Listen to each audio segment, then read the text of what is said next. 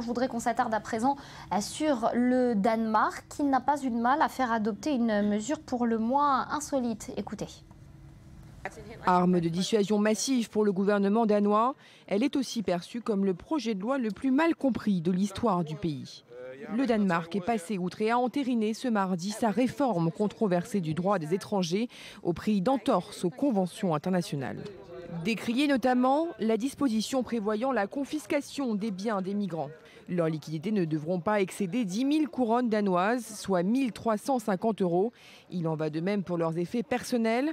Et pour faire appliquer cette consigne, la police se réserve le droit de fouiller et de saisir les bagages des demandeurs d'asile.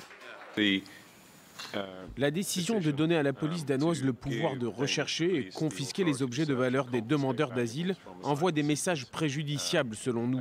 Il court le risque d'alimenter des sentiments de peur et de la discrimination plutôt que de promouvoir la solidarité avec les personnes ayant besoin de protection.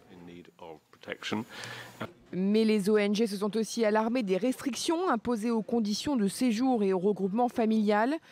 À savoir ceux qui fuient la violence en général plutôt qu'une menace sur leur personne en particulier devront patienter 3 ans avant de demander un regroupement familial, ce qui pourra, selon Amnesty International, avoir une incidence dévastatrice sur les familles. Sur l'accès limité au regroupement familial, nous tenons juste à rappeler le fait que l'unité familiale est un principe fondamental en droit international. Vivement critiqué par les Nations Unies, l'Union européenne, l'OSCE et nombreuses autres organisations humanitaires, le Premier ministre libéral Rasmussen a donc maintenu le cap, fort du soutien de son opinion publique. Selon les sondages, l'immigration est la préoccupation numéro 1 de 70% des Danois.